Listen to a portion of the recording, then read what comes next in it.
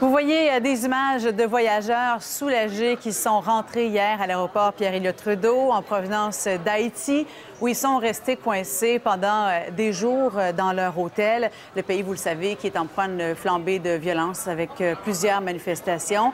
Avec moi, Christophe Henbel, porte-parole d'Air Transat. Bonjour, Monsieur Henbel. Bonjour. Alors, tout le monde est rentré, sain et sauf. Tout le monde est rentré, on est très soulagé, contents, oui, absolument. Quelle est la complexité d'une opération de rapatriement comme celle-là? Alors, la complexité, c'était surtout la partie terrestre, en fait. Donc, c'était d'amener les voyageurs à l'aéroport, puisqu'on n'avait pas de problème avec les avions. On n'en a pas eu pendant toute cette semaine. Là, on a dû orchestrer un véritable ballet d'hélicoptères avec 4 appareils.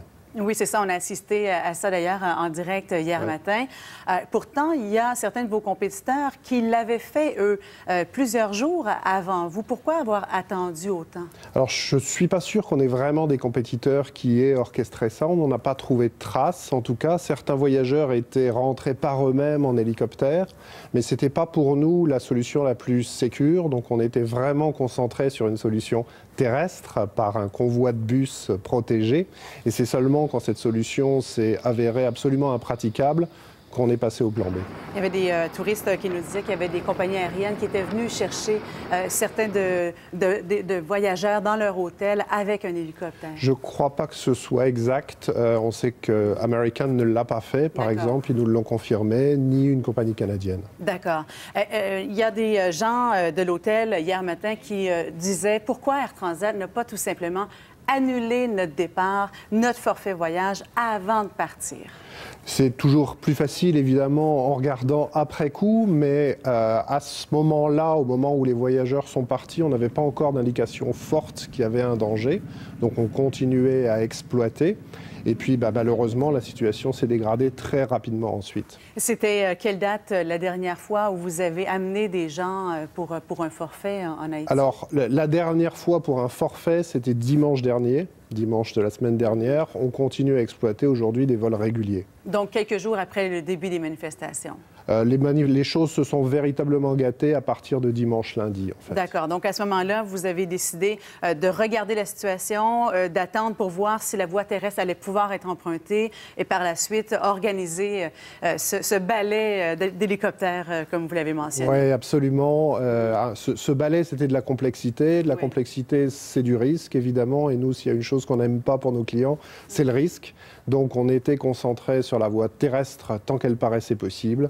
Ensuite, on est passé aux hélicoptères. Est-ce qu'il y aura un dédommagement quelconque pour les gens qui avaient payé pour une semaine de vacances? Mais ici, on est dans un cas de force majeure. Donc, on a évidemment payé pour nos clients qui sont restés plus longtemps que ce qu'ils auraient dû. C'est nous qui avons pris ça en charge. On a pris en charge également toute l'opération de rapatriement.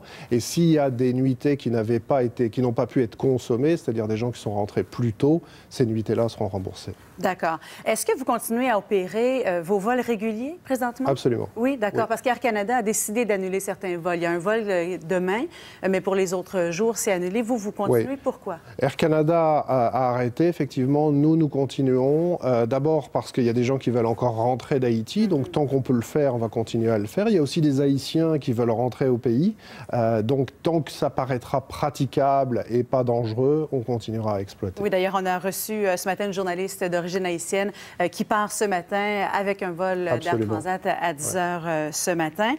Mais sinon, pour les autres personnes qui sont là-bas et qui voudraient revenir, il n'y a pas d'opération quelconque là, prévue pour les amener à l'aéroport de Port-au-Prince? Il n'y a pas d'opération terrestre, non. On continue les opérations aériennes, donc il faut qu'ils se rendent à l'aéroport pour pouvoir prendre l'avion, absolument. Est-ce que vous craignez que ça a un impact sur l'industrie touristique que vous construisez depuis quelques années déjà en Haïti? J'espère que ça n'aura pas trop d'impact pour Haïti, parce qu'évidemment, nos pensées vont aussi aux Haïtiens maintenant. Hein. Le tourisme est un facteur important de l'économie en Haïti. Donc on espère que les choses vont pouvoir se rétablir et qu'on va pouvoir continuer à travailler avec nos amis haïtiens pour aider à bâtir leur économie. Et quand vous faites votre post-mortem, est-ce qu'il y a des erreurs que vous ne referiez pas? Est-ce qu'il y a des leçons que vous tirez de ce que vous venez de vivre? Je crois que c'est une opération qui a été bien maîtrisée. Évidemment, en sachant ce qu'on sait aujourd'hui et en sachant que la voie terrestre était impraticable, au final, on aurait peut-être mis en place les hélicoptères plus tôt.